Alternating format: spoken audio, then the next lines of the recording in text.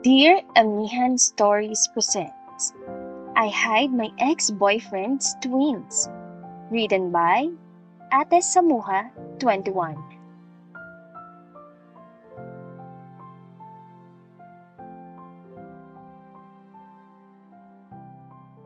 Walang hiya ka!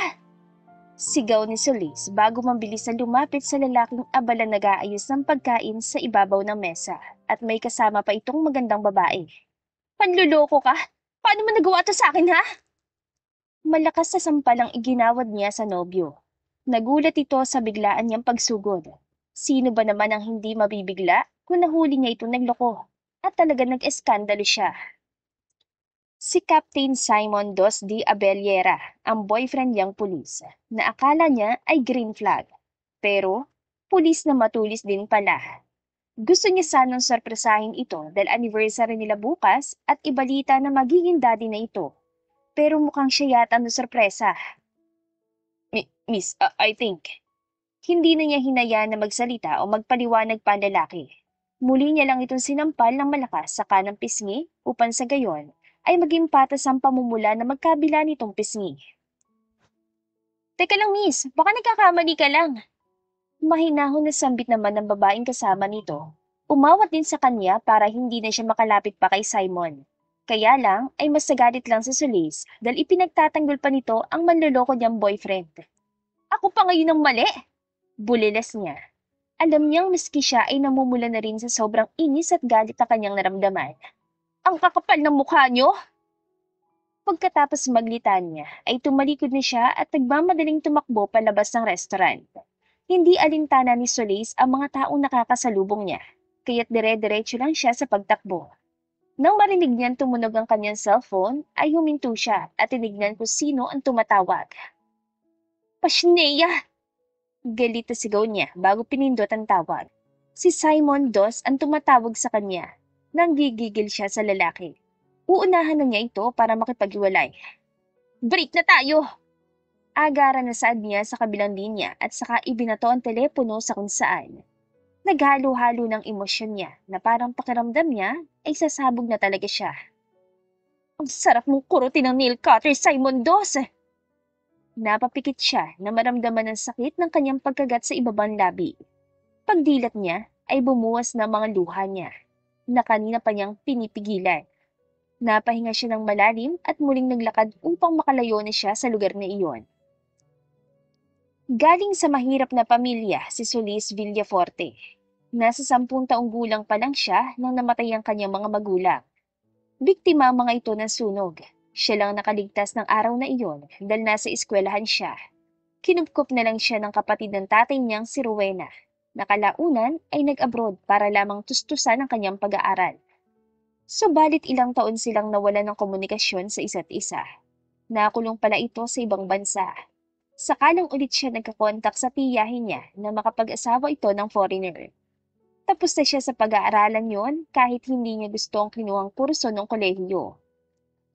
Sa kasalukuyan, isa siyang assistant ng fashion designer na si Elizabeth Fuentes. Mabait ang dalaga sa kanya at lagi nitong hinihingi ang kanyang opinyon. Sa edad niyang 25 ay nangangarap pa rin siya na balang araw ay matutupad pa rin ang pangarap niya. Ngunit ngayon ay isa na namang problema ang kailangan niyang harapin. Pinagkakatiwalaan kita. Ibinigay ko ang sarili ko sa'yo. Sabi mo mahal mo ako at pananagutan mo. Pero puro salita ka lang naman, Simon. Ganito lang isusukli mo sa akin. Alokohin ako. Wala kang kasing sama. May hinanakit na sambit ni Solis. Bumibigat tuloy ang kanyang dibdib. Mula ngayon, hindi na kitang boyfriend. Hindi mo na rin ako makikita pa. Umuwi agad siya sa apartment upang mag-empake ng mga gamit niya. Lilipat lang siya na matutuluyan, pero wala naman siyang ibang pupuntahan. Wala silang probinsya na pwede niyang pag-istayan pansamantala. Sa Tondo talaga sila noon pa nakatira. Tatawagan niya sana ang tita Rowena niya nang maaalala niya na itinapon niya pala ang kanyang cellphone. Di bali na lang. Bibili na lang siya ng bago para naman hindi na siya magawa pang tawagan ng ex-boyfriend niya. Samantala, kasalukuyan nagtatrabaho si Simon. Nagbabasa siya ng mga report nang bigla ay nakaramdam siya ng kaba. Huminga siya ng malalim saka inabot ang mineral water sa ibabaw ng kanyang mesa. Ang weird eh. Wala naman kaming huhulihin ng mga kriminal at wala rin kaming misyon ngayon. Bulong niya sa sarili.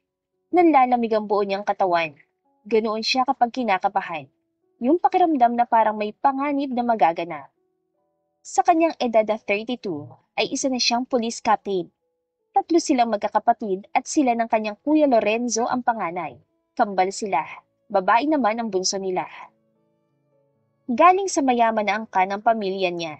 Ang ama niyang si Lawrence ay isang architect at managing director naman sa bangko ang kanyang ina na si Neria.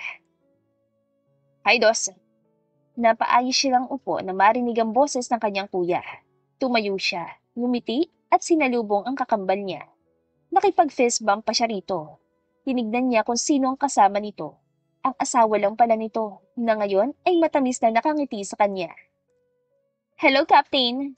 Bati ng asawa nitong si Margaret sa kanya. Napadaan lang ba kayo rito? Hindi naman magandang pasyalan ng estasyon namin, kuya. Sabi niya kay Lorenzo, dahil totoo naman yun. Medyo maingay nga dahil sa dami ng tao sa paligid, hindi lang mga pulis. Wala, napadaan lang talaga kami ngayon ng asawa ko. Sagot lang nito na may kasama pang pagkibit-balikat, dahilan para magsalubong ang kanyang mga kilay. Hindi niya maintindihan na mag-asawa. Tumawag pala sa akin si Mommy Simon. May important announcement ka raw sa amin. Sabay na lang natin pag-usapan yan, kuya. Bukas pa naman yun. Huwag kayong excited. Naiiling na tugon niya. Pero ano bang sasabihin mo sa amin? Pangungulit ng kapatid niya. Napangapit siya sa kanyang kilay. Bukas ang second anniversary nila ng girlfriend niyang si Solis Villaforte. Gusto niyang ipakalala ito sa mga magulang niya. Dahil ang plano niya ay pakasalan na ito. Handa naman siya mag-settle down. Hindi na rin naman siya bumabata pa. Stable naman ang trabaho niya bilang isang pulis. Kaya na niyang bigyan ng magandang buhay ang babaeng mahal niya. Lalo na ang magiging anak nila. Well, isa ako sa dahilan kung bakit kami dumaan dito, Dos. Gusto lang naman kita makita eh. Mas pogi ka talaga kaysa sa Kuya Uno mo. Higit akong naka-uniform ka. Komento ng asawa ng kakambal niya. Hindi pa ito nakontento. Lumapit pa sa kanya at pinisila magkabilang pisngi niya na ikinapikit niya. Ate! Reklamo niya nang pinanggigilan ng sister-in-law niya ang kanyang pisngi. May kasama pa talagang pagkurot sa braso niya. Hindi naman niya magawang pigilan ito. Alam niya ang kalagayan ni Margaret. Sorry, kambal. Naglilihi ang ate mo eh. Paghingi ng paumanhin ng kuya niya, kaya pinaikutan niya ito ng mata at saka siya sumimangot. Kuya, may malapit na resto naman sa labas. Mabuti pa, dalhin mo na lang doon ang asawa mo. Mukhang gutom na siya eh. Huwag na niya akong panggigilan pa. Parang kakainin na ako eh. Anya, napilit inilalayo ang mukha niya kay Margaret. Mahal, tama na. Maawa ka naman sa kakambal ko. Mahinahon na saway ng kapatid niya sa asawa nito habang pilit na inilalayo sa kanya ang huli. Wait lang, Uno. Hindi ko pa nga nayayakap si Dos eh. Giit naman ni Margaret sabay tabig sa kamay ng asawa. Napabuntong hininga na lamang siya at lumakap na lang siya pabalik sa babae. Pasalamat ka, buntis ka ate. Dahil akong pinagdilihan mo, sige, magigil ka lang para kamukha akong baby nyo. Kahit iisa lang ang mukha namin ng asawa mo. Pero huwag mong kurutin ang pisngi ko, mamumula yan eh. Mahal, tara na, kumain na muna tayo. Padalan ka na lang namin ng makakain mo, Simon. Paalam pa ng kuya niya at iginiya na nito ang asawa palabas. Bye, Captain! Balik kami mamaya ha! Tumango lang siya sa paalam ni Margaret. Akala niya ay aalis na ang dalawa pero bumalik ang babae at muling kinurot ang magkabilang pisngi niya. Kuya! Hingi niya ng saklolo sa kapatid pero tinawanan lang siya nito. Napailing na lang si Simon na mawala na sa paningin niya ang mag-asawa. Lumapit siya sa salamin, tinignan na magkabilang pisngi niya.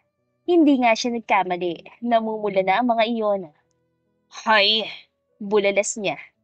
Ito yata ang panganib na naramdaman ko kaya ako biglang kinabahan kanina. Ang paglihihan at kurot-kurotin ng paulit-ulit sa pisngi. Magkamukha naman kami ni Kuya Uno. Si Kuya na lang sana ang pinaglihan niya. Mukhang kailangan ko ng yelo nito eh. Lumabas siya mula sa kanyang opisina at naglakad papunta sa mga bagong recruit na pulis. Kalalabas lang kasi ng mga ito sa RTC kaya nag-undergo FTP. Nagtutumpukan ng mga ito sa mesa at may kanya-kanyang ginagawa. Captain Abellera! Sabi ng isang nakapansin sa kanya kaya ngumiti siya. Hindi na niya ito pinasalot pa. Alam niyang busy ang mga ito lalo na sa report na ipapasa sa kanya. Sino available sa inyo rito? May autoridad na tanong niya. Isa-isa pa niyang tinignan ng mga ito. Ako po, Captain. Bakit po? Tanong naman ng isa. Pabili ako ng Yellow Fuentes. Tapos ang sukli, pambili na lang ninyo ng merienda. Utos niya bago inabot ang 1,000 piso. Sige po, Captain. Salamat na rin po sa pangmerienda. Sabi naman nito sa kanya bago kinuha ang pera. Wala na kayong merienda kapag nagbisok na kayo. Natatawang saad niya. Tumalikod na si Simon at bumalik sa office niya. Napangiti siya na maalala ang girlfriend. Kinuha niya ang teleponong nasa drawer at tinawagan ang numero ni Solis. Magsasalita pa lang sana siya na marinig ang sinabi nito mula sa kabilang linya. Break na tayo! Sigaw nito kaya kinabahan siya. Hindi niya kasi alam kung prank ba iyon dahil mukhang hindi ito nagbibiro. What did you... Solis! Sigaw niya sa pangalan nito. Ilang beses siyang napakura. Parang ayaw magproseso ng utak niya. Solis, hello! Naputol na agad ang linya at wala na nga siyang narinig pa. What the hell is that? Tama ba narinig ko kanina? She's breaking up with me and what's the reason? Kung tama man ang narinig niya ay hindi siya papayag na makipaghiwalay na lang ito basta-basta sa kanya. Nang hindi niya alam ang dahilan, meron silang usapan at nakaplano na ang lahat-lahat para sa kanilang dalawa. Muling tinawagan ni Simon ang girlfriend, subalit hindi na niya ito makontak pa. Cannot be reached na kahit anong tawag ang gawin niya. What kind of joke is this, babe? Frustrated na tanong niya sa hangin. Hindi na siya nag-aksaya pa ng oras. Agad na siyang umalis mula sa estasyon nila. Pagbukas niya ng pinto, ay bumungad sa harapan niya ang mga magulang niyang nakangiti at may dala ang mga itong paper bag na mukhang pagkain ng laman. Hello, anak! Ng kanyang ina. Mommy, Dad. Bati siya sa mga ito. Agad siyang umalik sa pisngi ng mami niya. Nagmano siya sa kanyang ama sa yumakap. What brought you here, Mom, Dad? Kadarating lang namin from Batangas, son. Dumaan lang kami rito dahil mapilit ang mami mo. Dinalhan ka na namin ng pagkain. Anang daddy niya, napakamot na naman siya sa kanyang kilay.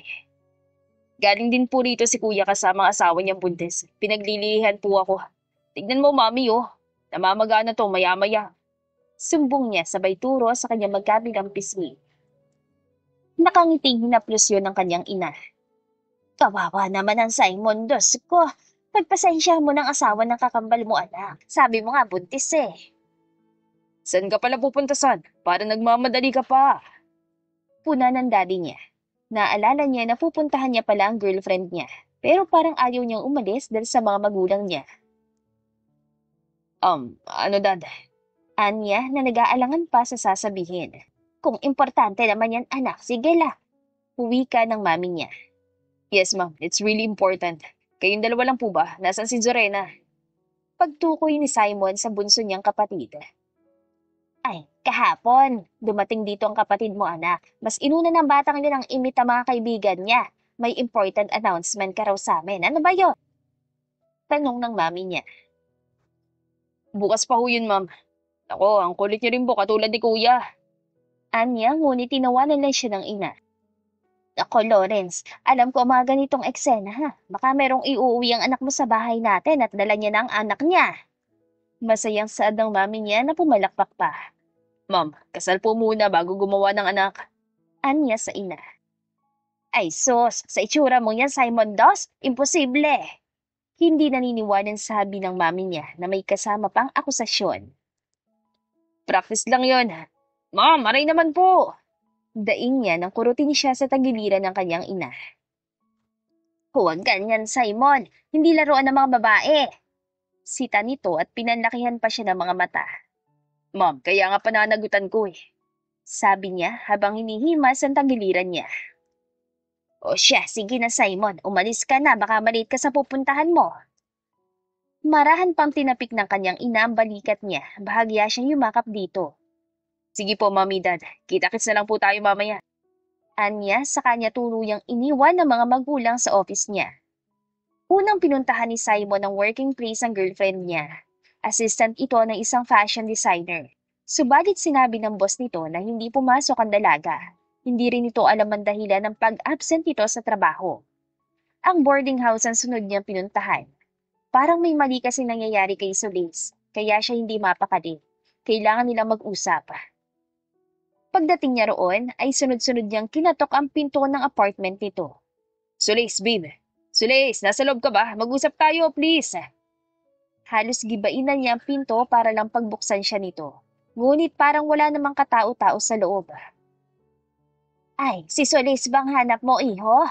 Singit na isang matandang babae. Tumango agad siya. Wala na siya riyan eh. Nakita namin na dala niya lahat ng gamit niya kanina. Mukhang nagmamadali rin siya. Nagtanong pa siya subalit wala ni siya nakuhang kasagutan mula rito. Nang tinanong niya ang landlady ay sinuli na raw ni Solis ang susi. Simula ng araw na yon ay nabigo na nga siyang hanapin ng dalaga hanggang sa hindi na niya namalaya na taon na pala ang lumipas. Abala sa pag-aayos si Solis sa laylayan ng wedding gown na pinasukat niya sa bagong customer niya. Nagtatrabaho siya sa isang butik na pagmamay-ari ng tita niya na nasa ibang bansa. At siya na ang nag-manage niyon.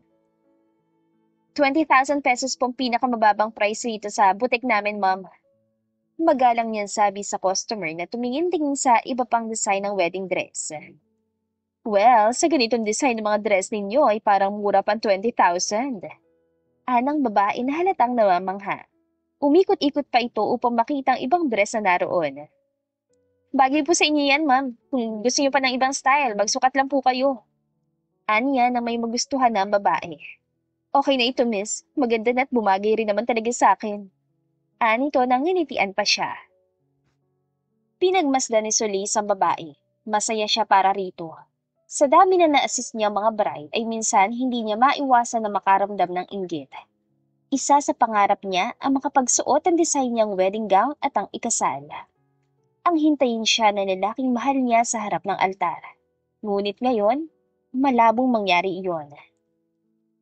Natapos ang transaksyon ni Solis at pabagsak siyang umupo sa sofa ng buti. Ramdam niya ang pagod kaya pumikit siya nang biglang sumagi sa isipan niya. Ang lalaking nanloko noon sa kanya. 5 taon na nakalipas pero palagi pa rin niya itong naaalala. Kumusta na kaya siya? Tanong niya sa hangin. Hindi niya makalimutan ang unang pag-ibig, si Simon Dos. Totoo nga siguro, ang first love never dies. Aaminin niyang hanggang ngayon ay mahal niya pa rin si Simon. Ito kasi ang ama ng mga anak niya. Kahit gusto niya itong kalimutan ay hindi niya magawa. Pakiramdam niya ay araw-araw niya itong nakikita dahil sa 2 anak niya na kahawig na lalaki. Move on, Solis. Sabi niya saka mahinang tinapik-tapik ang magkabila ang pisngi. Nang biglang bumukas ang pinto ng butik, bumungad sa kanya ang kanyang 2 chikiting. Nanay! Sabay na tawag ng 2, nag-uunahan ng mga ito sa paglapit sa kanya. Me first! Sigaw ng anak niyang si Roba. Bago nagpakandong at binigyan siya ng malutong na halik sa labi, saka mahigpit na yakap. Nakita niya sumimangot ang isa niyang anak at sinubong hinalakin nitong daliri bago umupo sa sofa nang malayo sa kanila. Nagtampo agad. Sahadia? Tawag niya rito. Po, nanay. Magalang na tugon nito. Wala bang hag si nanay galing sa'yo, baby? Tanong ni Solis sa anak pero ngumuso lamang ito. Lagi na lang po si Ate Roba nauna sa pagtakbo, nay. Palaging huli si Sahadia. Malungkot na hinaing nito. Si Roba ang panganay niya. Mas payat ito kaysa sa kambal. Iba rin ang pag-uugali ng mga anak niya. Mas inosenteng tignan si Sahadia na talagang may katabaan. Nagsalita naman ang panganay niya. Paano ka kasi makakatakbo na mabilis ang taba mo, kambal? Kamukha mo si Jollibee na, Roba? Sita ni Solis nang marinig ang pagkutya ng kanyang panganay sa kambal nito. Bad yan, anak, ha? Marami po kasing kinakain si Sahadia, nanay. Tapos hinihingi niya po yung pagkain ko. Kaya yan, chubby na po siya. Katwira nito sa kanya at itinuro pa ang kapatid. Palaging ang gutom si Sahadia, ate. Inosenteng singit naman ni Sahadia. 2 pa kaya ang baby bottle mo na may lamang milk pero nagugutom ka pa rin palagi? Sagot na naman ng panganay niya. Binuhat niya ito saka pinaupo sa sofa. Nilapitan niya si Sahadia. Ayaw niya makaramdam ito ng paninibugho sa kapatid. Pangmeryenda ko lang po yung gato sa Japon ko, ate. Katwiran pa ng kanyang bunsong anak. Kulang pa nga yun eh. Ay naku, Sahadia! Komento ni Roba at doon na pinigilan ni Solis ang kambal. Oh, tama na yan. Baka mag-away na kayo. Marahan na si Tanya sa mga ito. Kambal nga mga ito pero magkaibang mga ugali. Binuhat niya ang bunsong anak at pinaupo sa kandungan niya.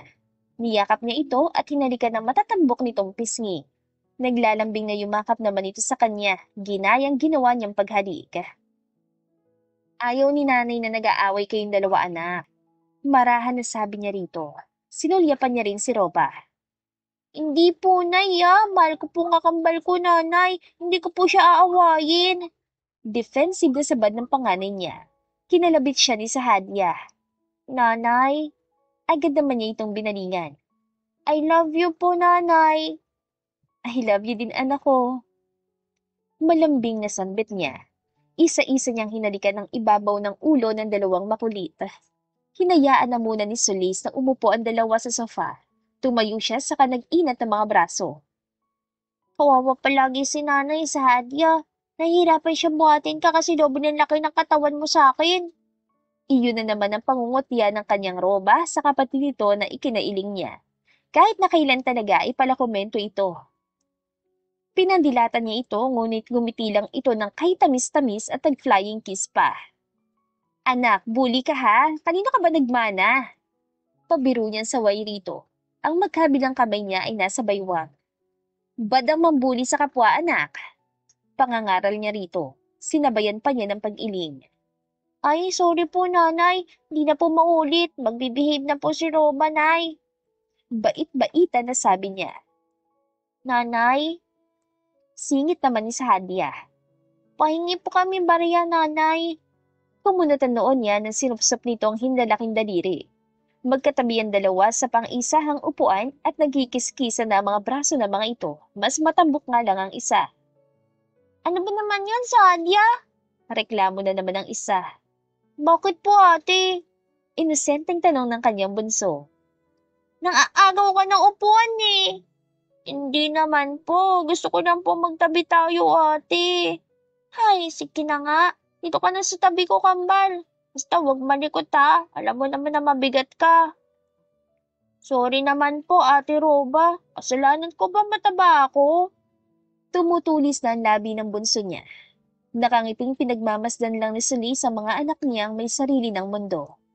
Kahit nabigo siya sa pag-ibig, ay masaya naman siya. Dalawang anghel ang kapalitan sakit na naramdaman niya na siyang ginawa niyang lakas para makausad sa buhay. Nanay, pahingi na po kami ng barya, muling sabi ni Sahadia. Akala niya ay nakalimutan nito ang paghingi. Ano bang gagawin niya sa barya? Mahinahon na tanong niya rito. Si Roba naman ang sumagot sa tanong niya.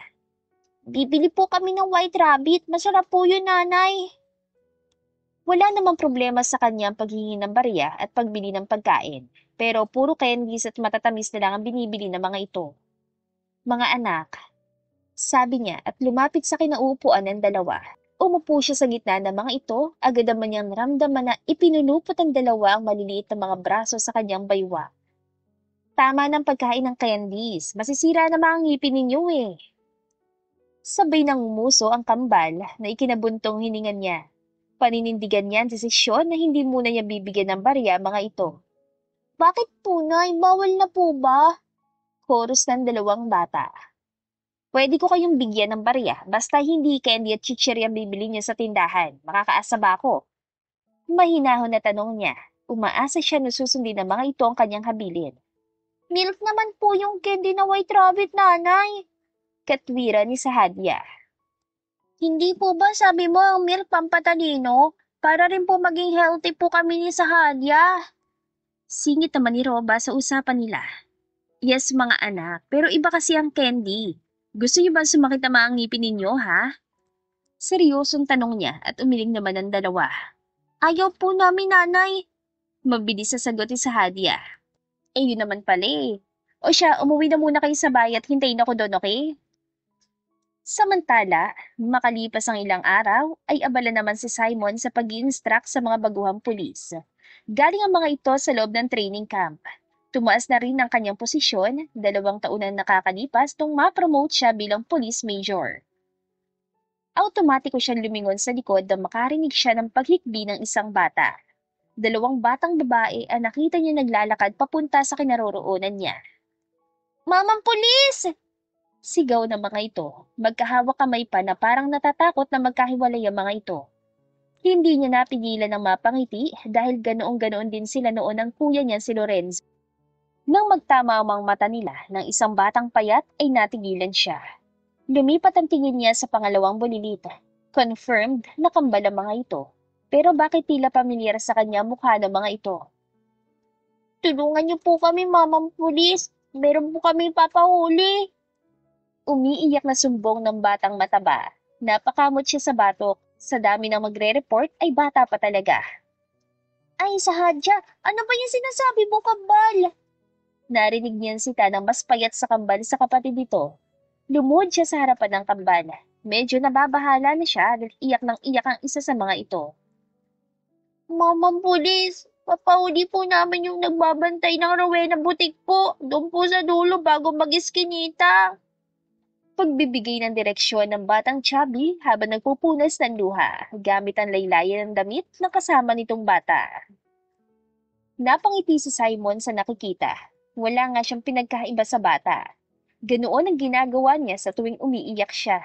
Lalo na nung unang nilang nakita ang Daddy Lawrence nila sa eskwelahan, kung saan pinapadisplay niya ang drawing ng kanilang ama. Hindi niya iyon makalimutan. Dahil iyon ang pinaka-the best na alaalang nangyari sa buhay nila ng kuya niya. Doon din kasi nabuo ang pamilya nila. Sige, dito tayo sa opisina ko. Anya. Inaya niya pumasok sa kanyang opisina ang kambal na roba at sa hadya raw ang mga pangalan. Sige po, mamang pulis. Maraming salamat po agad. Tugod ang dalawa. Major Abaliera. Nilingon naman niyan tumawag sa kanya, si Sergeant Fuentes, na naging malapit niyang kaibigan. Ang gaganda naman po ng mga anak mo, Major. Carbon copy mo sila. Komento pa nito, napailing siya na nagkamali ito sa sinabi na anak niya ang kambal. Shut up, Sergeant Fuentes. Kung ano-ano nang napapansin mo, ah. Komento niya rito na tinawanan lang ng lalaki. Napansin ni Simon na nakasubo ang hinlalaking daliri ng isang bata kaya napangiti siya. Why are you sucking your thumb? Curious na tanong niya rito. Nagugutom na po siguro si Sahadya, mamang pulis. Naiwan niya po yung dede niya sa butik. Sagot ng kakambal nito. Ganun ba? Kumain na ba kayo? Maya-maya ay tanong niya. Binuksan niya ang drawer. Naalala niya na may chocolate pa siya na itabi. Opo, pero ang gusto po ni Sahadya, white rabbit na candy. Nakangusong sambit ng malusog na bata. Pinagdikit pa nito ang hintuturong daliri. Ikaw si Sahadya? Itinuro ni Simon ang bata na mas payat ngunit mabilis naman itong umiling. Roba po ang pangalan ko, siya po si Sahadya. Pagtatama nito, napatango lang siya. Naiintindihan na niya, ganoon talaga magsalita ang inisenteng bata, pangalan nito ang binabanggit. Ah, okay. Wala akong ganon. Ito lang ang kaya kong ibigay sa inyo eh. Chocolate eh. Anya, saka iniabot ang 2 mahabang Toblerone. Wow! Okay na po yan! Anang mga ito. Natuwa siya sa pagiging hyper ng kambala. Sige, dyan na muna kayo, okay? Paalam niya. Pinagmamasdan na muna niya ang mga bata sa kanya iniwan sa loob ng office niya. Inutusan ni Simon ang mga junior niyang pulis na imbitahan lang sa estasyon ang taong inire-report ng kambal. Since hindi naman sila agad-agad huhuli ng isang tao na hindi pa nila alam ang totoong nangyari. Hindi nga masabi ng mga bata kung bakit nagre-report ang mga ito. Binalikan na niya ang munti niyang kliyente at narinig pa niyang pinag-uusapan ng mga ito. Sinadya niyang tumigil na muna sa pintuan. Ang sarap pala ng buhay rito sa Hadya, no? Opo, maraming chocolate. Ate, kung di mo maubos yan, akin na ha. Gusto pa ni Sahadya ng chocolate. Sadya naman, ang takaw-takaw mo. Napailing na lamang siya sa kanyang narinig. Ngayon niya nang nakilala ang mga ito pero magaan na ang loob niya. Napagpasyahan na lamang niyang pumasok na sa loob. Nandiyan na si mamang pulis, ate. Ani Sahadya, nginitian niya lang ang mga ito. Kids, may tanong lang ako. Anya. Umupo siya sa tapat ng dalawang bulilit. Ano po yun, Mamang Pulis? Nakangiting usisa ng mga bata. Nasingitan na ng chocolate ang ngipin ng magkapatid. Natatawang hinablot niya ang puting panyo mula sa bulsa ng kanyang pantalon. Sa kanya pinunasan ng dumi sa gilid ng mga labi ng mga ito. Gagawa siya ng report kaya tatanungin niya kung ano ang pangalan ng taong inirereklamo ng inosenteng mga bata. Binuksan niya ang laptop sa ibabaw ng mesa bago tumipa. Ano ulit ang pangalan ng ipapahuli ninyo? Bakit po? Inosenteng tanong ni Roba. Kailangan ko kasing i-report yon, lalo na't hindi ko alam kung bakit yung gustong ipahuli ang taong yon. Mahinahong paliwanag niya. Si Solis Villaporte po, Mamang Pulis. Ah, ano? Ano ulit ang pangalan? Nauutal niyang tanong, palipat-lipat ang tingin niya sa mga ito. Solis Villaporte po. Pag-uulit na mas bata sa kambal. Bumukas ang pinto ng opisina niya hanggang sa narinig na niya ang pamilyar na boses ng isang babae. Nang magangat siya ng tingin, ay nakita niya si Solis na kasama ng dalawang pulis na inutusan niya. Ano po talagang kailangan niyo? At sino ulit ang nagreklamo sa akin? Naguguluhan na tanong ng babae. Pagsasalita pa sana ito nang sumabad ng isa sa kambal na may kasama pang pagturo. Siya! Siya po nanay namin! Pulong niyo na po siya dahil hindi naman po siya nagbibigay ng barya sa amin. Wala tuloy kaming pambili ng white rabbit na candy, Mamang Pulis. Sa kabilang banda ay napakurap-kurap naman si Solis na makita ang mga anak niya at si Simon. Kanina lang ay may dumating na mga pulis. Hindi naman siya sapilitan na isinama ng mga ito. Nakiusap lang na sumama siya dahil may taong nagrereklamo daw sa kanya. Ayaw man niyang isarang butik ay wala naman siyang choice kundi ang kusa ring sumama. Ngayon nga ay alam na niya kung sino ang salarin kung bakit nasa presinto siya ngayon. Sahadya! Roba! Tawag niya sa kanyang kambal. Ano sa tingin niyong ginagawa ninyo? Nagmataas na siya ng boses at sabay na napayuko ang kambal. Mabilis siyang lumapit sa dalawa. Gusto niyang magalit pero hindi niya magawa lalo na't may nakatingin sa kanila. Nanay! Nauutal na sambit ang mga ito. Mga anak naman, sinabi ko naman sa inyo na bawal palagi ang candy, di ba? Mahinahon niyan tanong sa dalawa. Bakit ba ayaw niyo makinig sa akin, ha? At gusto niyo bang makulong ang nanay ninyo? Sino na lang ang magpapakain sa inyo? Gusto niya maging mahinahon, ngunit hindi niya rin kaya. Umiyak na lang din siya at umupo sa sahig habang nakatingin sa dalawang anak. Solis, anak mo ang dalawang batang yan? Tanong sa kanya ni Simon. Inalalayan na rin siya nitong makatayo. Nagawa pa nitong alalayan siya makaupo sa bakanting upuan. Tumango siya bilang sagot. Ayaw naman niyang i-deny ang kambal kahit na nagawa siyang ipahuli ng mga ito. Talagang wala pang kamuwang-muwang ang mga ito sa mundo. Here's Solis. Ani Simon na inabutan pa siya ng mineral water na nakabukas ng takip. Salamat. Nahihiyang pasalamat niya. Kahit na kailan talaga'y masikaso ito. Nanay! Tawag sa kanya ni Roba. Hindi muna siya umimik dahil umiinom siya ng tubig. Sunod niyang naramdaman na pumulupot ang maliliit nitong mga braso sa kanyang baywang. Sorry po, nanay. Pinaiyak ka po namin ni Zadia. Sorry din po, nanay. Sabi rin ng isa niyang anak na kumakain pa rin ng tsokolate. Hindi na po hihingi ng barya si Zadia, nanay. Dito na lang po ako kay Mamang Pulis po mangingi ng tsokolate. Pumunot ang noo ni Soleil sa sinabi ng anak. Sahadya, bakit mo naman kinakain yung chocolate ko, ha? Buliles ang kakambal nito. Inosenteng tumingin nito sa kapatid saka nagsalita. Ubus na po kasi yung chocolate ko, ate. Ang bilis mo talagang kumakain, Sahadya. Masarap po kasi, ate. Ngayon ay heto na naman ang kambal. May sarili na namang mundo ang mga ito. Samantala, ay hindi naman makapaniwala si Simon sa nakikita sa loob ng office niya. Ang dating nobya na meron ng dalawang anak. Medyo sumikip ang dibdib niya sa isipin, meron na itong pamilya. Pero ibang pakiramdam niya sa mga bata. Long time no si Solis. Pukaw niya sa atensyon ng dalaga. Sandali siya nakiramdam. Hinanap sa puso niya ang galit. Pero wala. Wala siyang makapana kahit na anong pagkapuot. Mas nangibabaw ang pangulilan niya rito. Talagang may nararamdaman pa siya para kay Solis. Aalis na kami. alam nito, walang ekspresyon ng mukha. Hinawakan na nito sa magkabilang kamay ang kambal. Bago pa man makalabas sa mag-iina, ay humarang na siya. Why? Ilang taon niya ring tinatanong ang sarili niya kung ano ang kulang sa kanya o kung anong pagkakamali ang nagawa niya para hiwalayan siya nito ng walang dahilan. Simon, padaanin mo kami dahil aalis na kami. Kailangan ko pang buksan ulit ang butik dahil may client na maghanap doon sa akin. Kalmadong sambit ng babae, ngunit walang balak si Simon na paalisin ito. Answer my question first, Solis.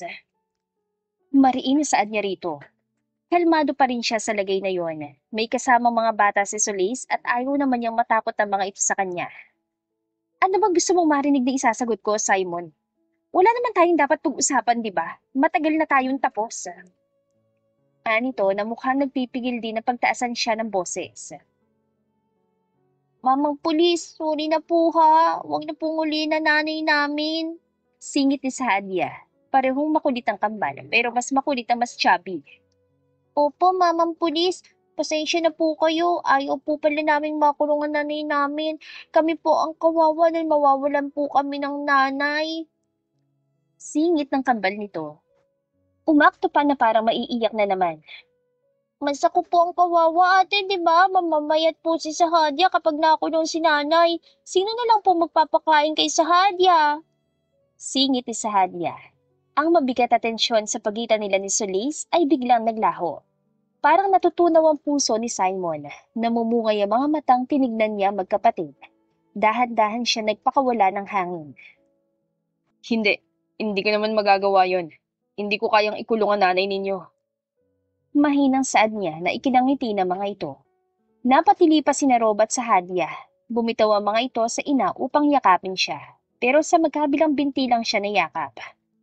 Thank you po, Mamang Pulis! Sabay na pasasalamat ng mga bata. Kapwa niya hinawakan ang ibabaw ng ulo ng mga ito. It's okay, kids. Anya. Naramdaman niyang may mahinang kumalabit sa kanya. Mahina pa nitong hinila pababa ang laylayan ng damit niya. Nagbaba siya ng tingin at nagtama ang mga mata nila ni Sahadia. Mamang Pulis, meron ka pa po bang sokulit dyan? Gusto pa po ni Sahadia ng sokulit. Munting request nito. Doon ay hindi niya napigilan na mapangiti. Yes, marami akong maibibigay kapag hindi na muna kayo aalis dito. Sagot niya sabay sulyap kay Solis na nakakunot na ang noo. Asif papayag ako na bigyan mo na naman sila ng tsokolate. Hindi mo ba alam na puro matatamis na lang ang kinakain nila? Kaya ayoko silang bigyan ng pera dahil candy ang bibili nila. Wika nito na may kasama pang paninermon. Alam naman niya na kailangan ding bigyan ng limitasyon sa pagkain ng matatamis sa mga bata. Dahil ganoon din naman ang ginagawa ng mami nila sa kanila noon. Ice cream, gusto niyo ba, kids? Tanong niya na agad sinang-ayunan ng dalawang bata. Mas natuwa pa nga mga ito. Nay, gusto ko po ng ice cream. Ubi po ang flavor na gusto ko. Ani Roba sa ina. Strawberry and vanilla flavor po ang gusto ni Sahadia. Cute na sigaw ni Sahadia. Napatalon pa ito at napapalakpak. Alright, magpapabili ako nun para sa inyo. Sige, bumalik na kayo ulit sa kinauupuan ninyo kanina, kids. Nakangiting utos niya sa mga ito. Nag-uunahan na bumalik sa sofa mga bata. Simon, ano sa tingin mo ginagawa mo? Malamig na tanong sa kanya ni Solis. Tipid lang siyang umiti at hinawakan ng siko nito. Kailangan kong malaman ang dahilan kung bakit nakipaghiwalay ka nun sa akin, Solis. Dahil 5 taon din ako nagpapaisip kung bakit mo nagawa yun. Anya at iginiya itong maupo sa tabi ng mga anak nito. Panay naman ang buntong hininga ni Solis sa kabilang banda habang pinapanood ang mga anak niyang masaganang kumakain ng ice cream.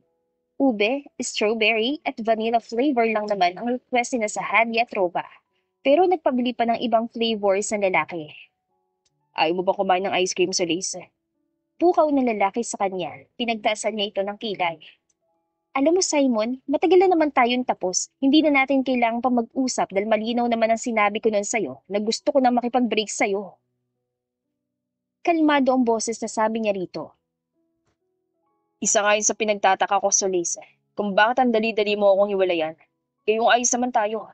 Pinagplanuhan na natin daling ka sa bahay namin para makilala ka na ng pamilya ko. Pero bago ko pa yun gawin, saka mo naman ako iniwan sa ere. May hinanakita sambit ni Simon sa kanya. Parang nakaramdam din ng kirot sa kanyang dibdib si Solis.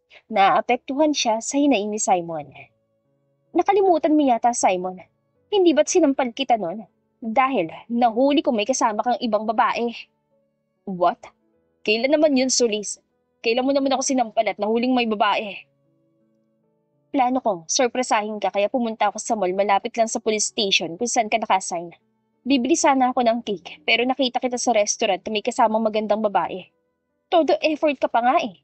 Nagalit ako nun dahil sa selos at galit ko'y nilapitan kita. Sinampal kita bago ako umalis. Mahabang paliwanag niya.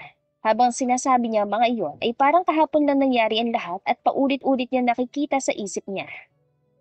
Baka hindi naman ako nakita mo nung araw na yun. Kuya ko siguro yun, Solis. Nakalimutan mo yatang meron akong kakambal. Kahit hindi ko pa namimit ang kakambal mo, hindi ko naman nakalimutan yun, Simon. Hindi naman pupunta ang kakambal mo sa restaurant na yun kung nasa Batangas siya. Giit ni Solis.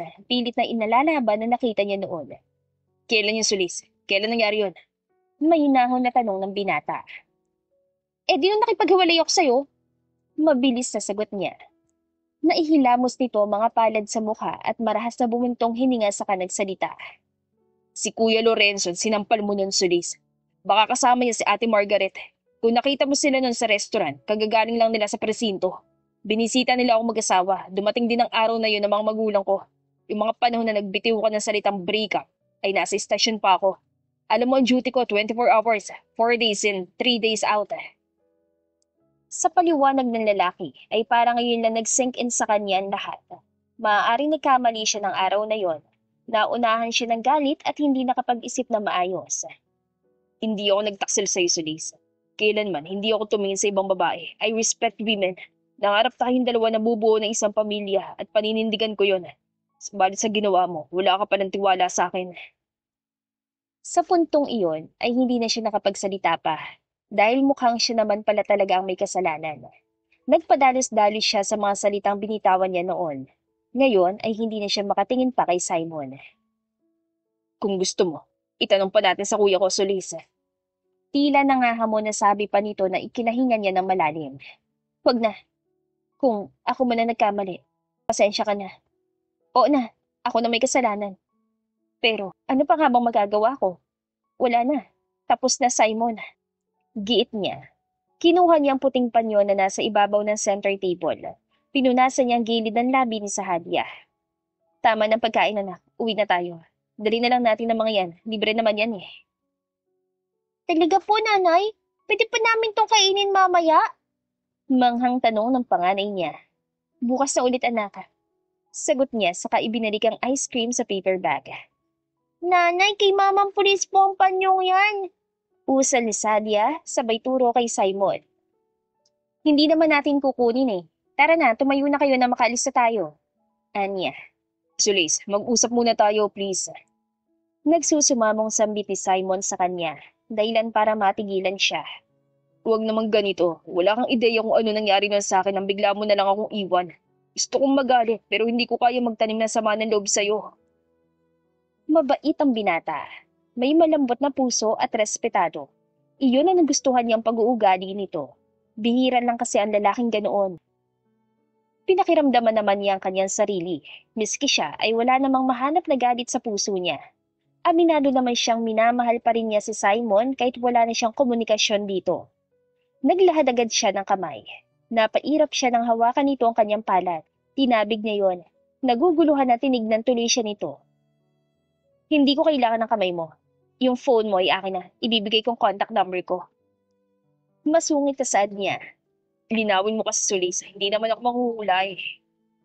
Pagkabigay nito ng telepono sa kanya, ay sinave niya numero niya sa contacts nito. Saka naman niya ibinigay rito ang phone niya. Kinuha naman iyon ng lalaki. Ilang beses pa itong napakurap. Sinilip niya kung ano ang tinitignan nito. Ang wallpaper lang pala niya. Picture iyon ng kambal ng first birthday na mga ito. Ano na, itype mo ng phone number mo para makauwi na kami. Tatawagin na lang kita kung may free time na ako. Paalam pa ni Solis. Marahan lang itong tumango saka sumunod sa kanya. Can I just visit your boutique, Solis? Kung hindi ka naman customer, huwag na. Pagmamaldita pa niya bago niya inayang umalis sa mga anak niya. Medyo natagalan pa sila roon dahil sa pagpapaalam ng kambal. Pagbalik nila sa butik, sa labas pa lang ay may naghihintay na sa kanya. Mabilis niyang binuksan ulit ang butik saka pinapasok ang mga client niyang magpapasukat ang wedding gown. Simula nang makita ulit ni Simon Dos Solis na kasama ang kambal, ay hindi na siya mapakali. Pakiramdam niya nga ay nangyari din sa kanyang first meeting nila ng Daddy Lawrence niya. Baka nga siyang ama ng kambal, lalo na't halos tugma ang edad ng mga bata sa taong naghiwalay sila ni Solis. Kaya naman kinabukasan ay dumalaw na agad siya sa butik. Masyado pa kang maaga pero excited siya. Puro healthy food na ang binili niya para sa kambal para naman hindi na siya pagsupladahan ng ina ng mga ito. Halos 2 oras pang hinintay niya bago dumating ang mag-iina. Nasa Manila lang pala siya, pero bakit hindi ko man lang naisip na pwede ko pala siya makita rito? Tanong ni Simon sa kanyang sarili. Bago siya lumabas mula sa kanyang sasakyan, ay halos ibuhos niya ang laman ng perfume niya. Tumikim pa siya, saka siya bumaba at nagpakita na sa mga ito. Hala, si Manang Pulis! Pansin ng 2 bata sa kanya. Nanay, baka huhulihin ka na naman ni Mamang Pulis, alaka po! Ani sa hadiya na ikinahalakhak niya. No kids, I'm not here to do that. I just want to visit your mom. Aniya sa mga ito. Napatango-tango ang 2 bata. Lumapit sa kanya si Sahadia. Maliit na bata lang ito pero bakit parang kinakabahan siya sa munti nitong presensya? Ano po naman yan, Mamang Pulis? Inosenteng tanong nito. Ang maliit nitong kamay ay humawak sa paper bag. Sahadia, anong ginagawa mo riyan? Kambal bad yan ah! Saway ng kakambal nito, nakalauna na lumapit sa kanila. Pero natawa lang ulit si Simon na maging ito ay sumilip din sa laman ng paper bag. Curious ang 2 chikiting. Ate, parang ang sarap po ng amoy. Ani sa hadiya sa kakambal. Yes, here, sa inyo to ng kakambal mo. May lambing na sabi niya rito. Umawang ang labi ng mga ito sa gulat at paulit-ulit na nagpasalamat sa kanya. Pumasok na muna kayo sa hadiya, Roba. Marahan na utos si Soleil sa mga bata. Binuksan na nito ang pinto ng butik. Hindi pa alam ni Simon ang gagawin niya, kung susunod na rin ba siya o manghihingi pa siya ng permiso kay Solis. Ngunit hindi na pala kailangan. May matambok na kamay nang humawak sa 2 daliri niya saka siya nito hinila papasok ng butik. Ang balak niya lang ay makipag-ayos kay Solis. Kung may plano man siyang makipagbalikan, at hayaan si Solis ay hindi rin siya magdadalawang isip. Kung hindi man siyang ama ng kambal, ay buong puso naman siyang tatayo bilang ama ng mga ito dahil napag-alaman niyang walang asawa si Solis. Solis, tawag niya sa babae. Maupo ka na lang muna dyan, Simon, at hintayin ako. Casual na sabi lang nito. Para siyang masunuring bata. Tinabihan lang niya ang kambal at inasikaso ang mga ito para makakain ng mga dala niya. Habang abala sa trabaho nito ang babae, ay pasulyap-sulyap lang sa Simon. Hanggang sa umabot ng lunchtime, ay saka lang siya nito nabigyan ng oras. Closure ba ng breakup natin 5 years ago ang kailangan mo, Simon? Agaran na tanong nito. Nope, I don't want closure, Solis. I want us to be okay again. That's what I want. Seryosong sabi niya. Kahit hindi mo sabihin sa akin ng totoo, alam ko, akin sila, di ba? Sigurado ka ba sa sinasabi mo, Simon? Tila nangahamon na tanong pa nito sa kanya. Alam ko maliban sa akin, hindi ka nagkaroon ng ibang lalaki, Solis. Kilala kita. Giit niya para hindi na siya i-deny nito bilang tatay ng kambal. Ramdam na niya ang lukso ng dugo. Napatingin pa ito sa kambal bago nagbuntong hininga at nagsalita. Palibhasa, alam na alam mo na hindi ko magagawa magmahal ulit ang iba, Simon. Parang gusto na agad niyang umiti, subalit pinipigilan pa rin niya. Mamaya niyan ay magagalit na naman ito kapag pinangunahan niya. Nung araw na yon, buntis na ako at plano ko palang sabihin sa'yo na magiging daddy ka na. Pinangunahan lang ako ng galit at selos noon kaya na makita kita. Napatikim na muna ito dahil nagsalubong ang kilay niya. Nakita ko ang kakambal mo. Akala ko kasi ikaw kaya yon. Sumugod ako nang wala sa oras dahil yun ang una ko naisip. I understand, Solis. Kalilimutan ko nangyaring yon na pinagdududahan mo na ng pagmamahal ko sa'yo. Sana ikaw rin, ipanatag mo ang sarili mo na hindi ako magtataksil sa'yo. Ginanap ni Simon ang kamay nito, naramdaman niyang napaigtad ito. Simon. Pag-isipan mo, Solis. Simula noon hanggang ngayon, ikaw lang naman ang minahal ko. Kaya bigyan mo ko ng isa pang pagkakataon. Nagsusumamong sambit niya. Nakipagtitigan pa sa kanya bago dahan-dahan na tumango.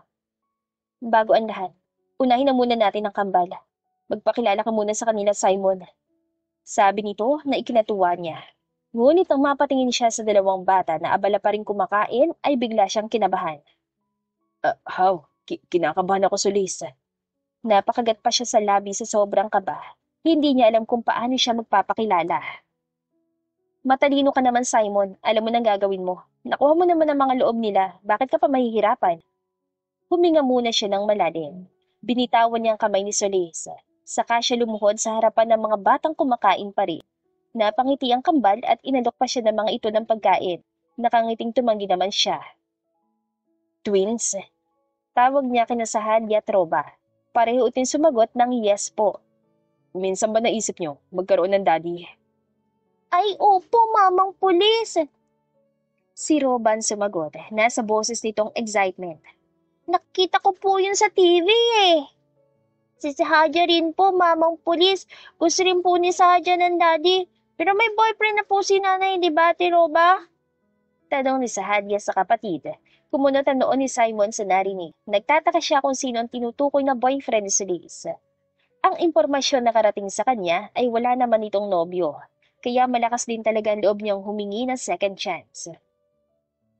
Oo si tatay namin isang pulis, mamang po. Hala, same lang po kayo ng tatay namin. Sabi ng kakambal nito na napatakip pa sa bibig ng mapagtanto na pulis din ang tatay ng mga ito. Nawala ang pagkakunot na noon ni Simon, medyo natuwa na siya dahil nagkukwento na palang babae sa kambal tungkol sa kanya. Sa tingin naman niya ay matatanggap agad siya ng mga anak niya. Siya si Simon Dos Abellera Roba Sahadya. Siya ang tatay niyong tinutukoy ko. Magbano kayo sa kanya? Singit ni Solis. Napahinto ang mga ito sa pagkain at nanlalaki ang mga matang tinignan siya. Sabay pang bumaba mula sa sofa ang dalawa at nagmano sa kanya bago siya niyakap na mahigpit. Ikaw po pa ng tatay namin, mamang pulis! Tuwang-tuwang sambit ng kambala. Halos hindi na siya makahinga sa higpit ng yapos ng mga ito sa kanya. Yes, I'm sorry kung ngayon lang nagpakita si Daddy. Sorry ha. Maluhaluhang sambit niya. Pareho niyang hinagod ang likuran ng kambala. Samantala, ay pinagmamasdan lang ni Solis ang kanyang mag-aama na ngayon ay masasayang magkakayakap.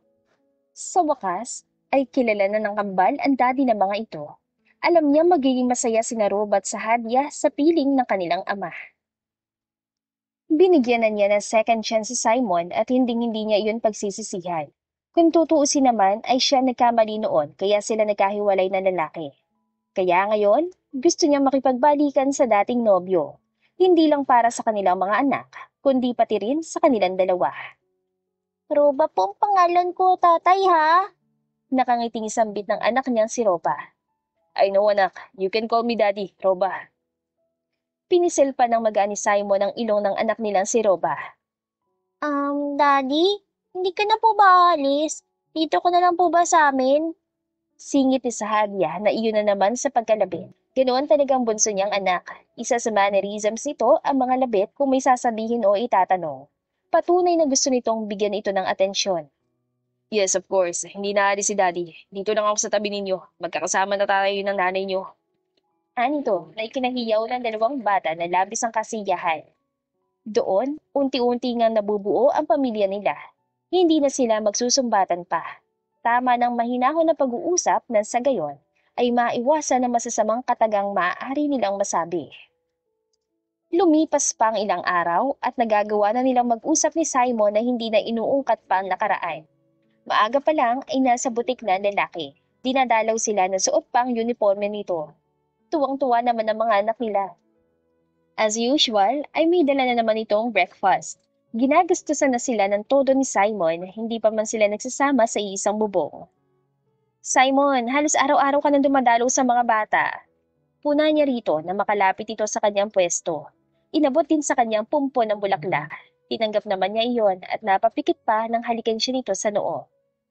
Dumaan lang ako bago dumiretso sa trabaho ko. Ikaw, bakit ang aga mo nagbukas ngayon ng butik? Tanong nito sa kanya. Inamoy-amoy na muna niya ang bulaklak sa kanya ito sinagot. Kinukulit din naman ako ng mga bata kung hindi kami alis agad. Alam nila kasi na maaga kang pumunta rito sa butik. Tapos sa apartment namin, gabi ka na rin kung umalis. Akala tuloy ng mga katenan ko ron, lumalandi na ako. Hayaan mo sila mag-isip ng kung ano-ano. Basta, wala naman tayong ginagawang masama. Isa pa, hindi mo lang naman ako boyfriend. Isa tayong pamilya, Solis. Ang kulang na lang sa atin ay kasal. Ani Simon sabay kindat pa na ikinatawa niya. Pabiro niyang hinampas ito sa dibdib saka kinurot ang pisngi. Hindi na ako bumabata, babe. Parang kinikiliti ang kanyang tiyan sa narinig na itinawag sa kanya ng nobyo. Isa iyon sa namiss niya. Ang tawagin nitong babe. Linyahan niya ng mga lalaki na gusto nang itali sa kasalang kanila mga girlfriend Simon. Napailing pa siya at mahina itong napahalakha. Well, I won't deny it. Sabi nito, sa huli ay napairap na lang siya. But before that, pwede ko ba kayong i-invite sa bahay namin, babe? Ipapakilala ko kasi kayo sa mga magulang ko. Napaisip si Solis. Wala namang mawawala kung papayag siya. Gusto niya rin naman na makilala ang parents sa Simon. Magpapasalamat siya na naging anak ng mga ito ang boyfriend niya at maganda ang pagpapalaki sa binata. Dahil sa 5 taong magkahiwalay sila, ay naging loyal pa rin ito sa kanya at hindi naghanap ng iba. Oo, sasama kami. Magsabi ka lang kung kailan. Nakangiting sabi niya. Mamayang gabi, Solis. Tamang-tama kasi nasa Maynila sila at wala sa Batangas. Uuwi din sila after a week. So, Sige na nga, mamayang gabi. Sige na, pumasok ka na sa estasyon niyo, Simon. Taboy niya rito. Sinapupan nito magkabilang pisngi niya saka siya siniil na mariin na halik. I love you. See you later, babe. Paalam nito. 3 beses pa siyang hinalikan sa labi at saka ito tumalikod sa kanya. Sunod itong hinalikan ng tuktok ng ulo ng kambal at nagpaalam na ito. Nanay, nanay! Narinig niyang tawag sa kanya ni Roba. Ano yun, anak? Malambing na tanong niya. Hinaplos niya ang buhok nito. Ang sabi po ni Daddy, pupunta tayo sa bahay ni ng lola at lolo. Makikilala na raw po namin sila. Lalo na po yung si Tito Lorenzo nakakambal ng Daddy. Mahabang sagot nito. Kumikinang ang mga mata sa saya. Miski ako, hindi ko pa sila kilala anak. Ngayon pa lang. Anya na ikinatango nito. May marahan akong malabit na naman sa kanya. Alam niyang si Sahadya yun, kaya nilingon niya ito at ninitian. Ano yun, anak ko? May anak din po bang kambal si Tito Lorenzo, Mami? Ang sabi lang po kasi ni Daddy, yung daddy niya po at ang kakambal nito, may mga anak din na kambal. Kunot noong tanong nito, curious na bata talaga sa Sahadya. Ewan ko lang anak, malalaman natin mamaya. Maaga tayong uwi sa apartment, maghahanda tayo dahil susunduin tayo ng daddy ninyo. Imbes ay tugon niya. Iyon nga ang ginawa nila. Maaga silang umalis mula sa butik at pag-uwi nila ay binihisan niya agad ang kambal. Dumating din agad si Simon para sunduin sila. Ready na ba kayo, girls? Tanong nito. Yes po, Daddy! Sagot ng kambal. Babe, anong ginagawa mo? Baka nag-iimpake kayo. Baling nito sa kanya. I decided na sumama na lang kami sa'yo.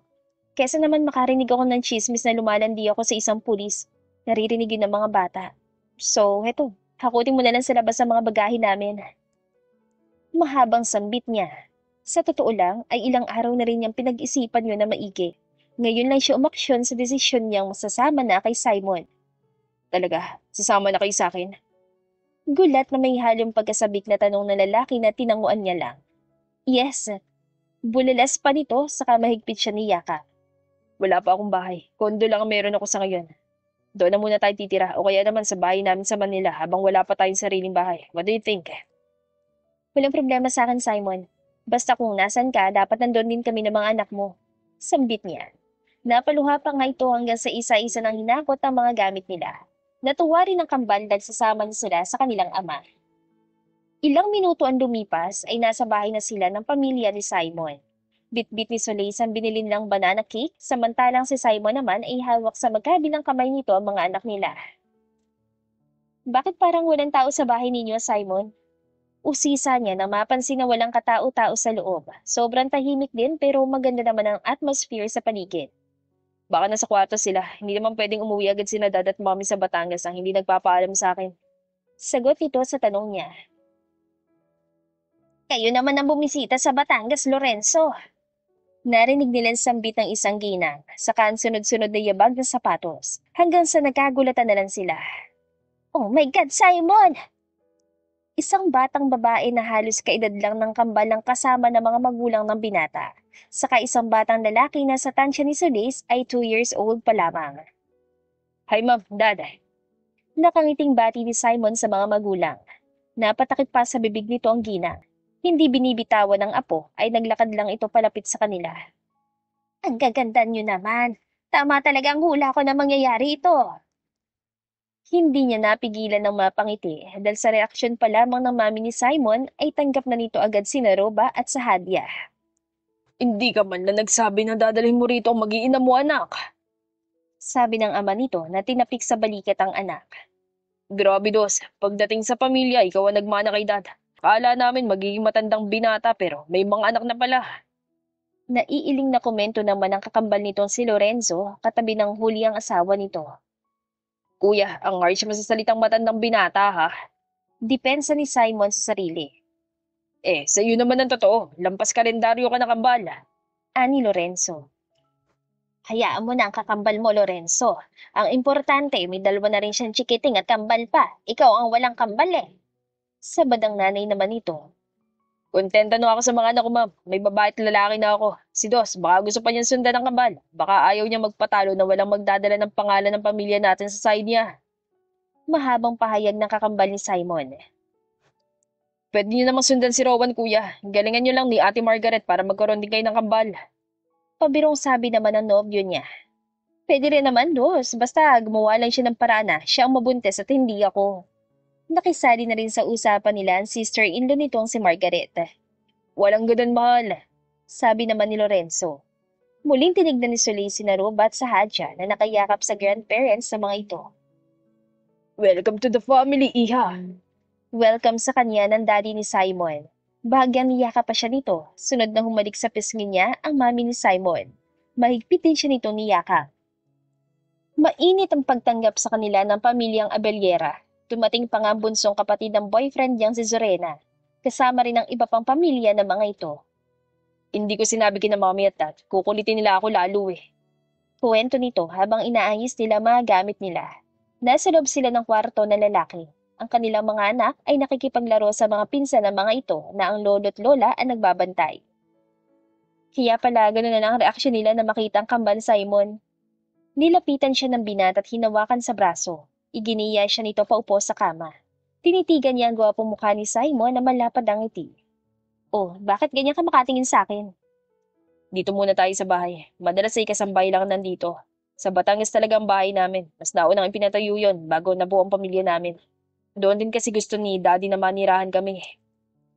Paliwanag nito na naintindihan naman niya. Gusto mo bang doon din tayo manirahan? Okay lang naman sa akin, Simon. Anya sa lalaki. Sigurado ka ba? Tanong nito. Yung butik ng tita mo. Pwede naman kaming kumuha ng taong mapagkakatiwalaan namin, Simon. Remember na ako ang may atraso sa'yo, di ba? Kaya ikaw ang magdesisyon para sa atin. Anya na may ngiti sa labi. Hinalikan nito ang likod ng kamay niya. Oo nga pala. Nakalimutan ko mag-sorry sa kuya mo. Tara muna sa labas. Magkahawa kamay nga silang lumabas mula sa silid. Nadatan nila sa malaking sala ang kakambal ni Simon. Kuya Uno.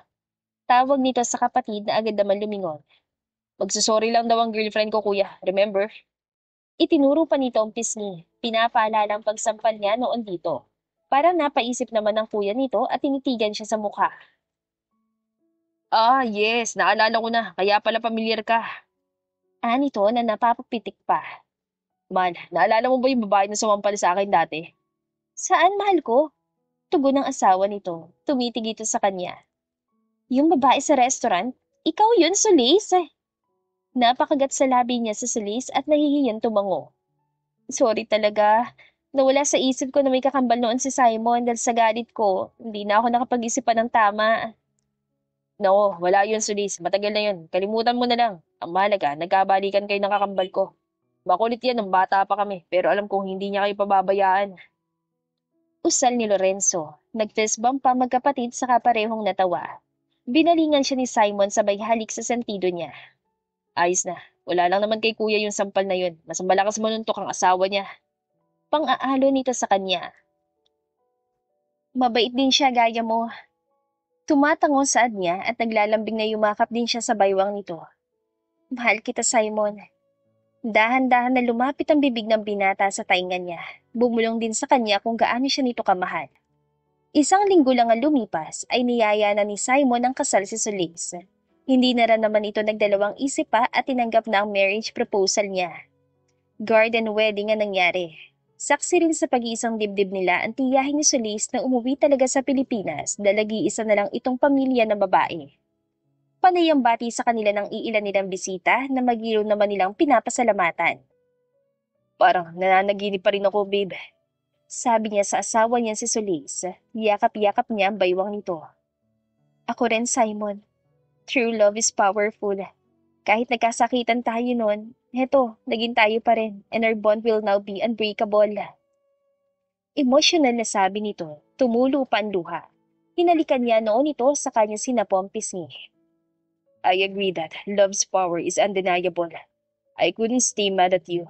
My love for you always prevails. Bulong niya sa tainga nito. Napalingon siya sa mga anak nilang patakbon lumapit sa kinaroroonan nila. My loves, be careful. Paalala niya sa humiwalay kay Solis. Daddy, nanay! Napangiti na lang silang mag-asawa na mag-unahan sa pagtakbo ang kambal. Hawak-hawak na mga ito ang laylayan ng pink na dress para hindi ma-out of balance sa mga ito. Sabay nilang sinalubong na mahigpit na yakap ang kanilang mga anak. Tunay nga na maraming nabibiktima sa maling akala. Kaya upang maiwasan iyon, ay kailangang may tiwala tayo sa taong pinakamamahal natin. Subalit, marahil ay isa rin iyon sa plano ng tadhana. Isang pagpapatunay na ang buhay ng bawat isa ay mayroon nakatakdang landas, na ang lahat ay may dahilan at tamang panahon. The end.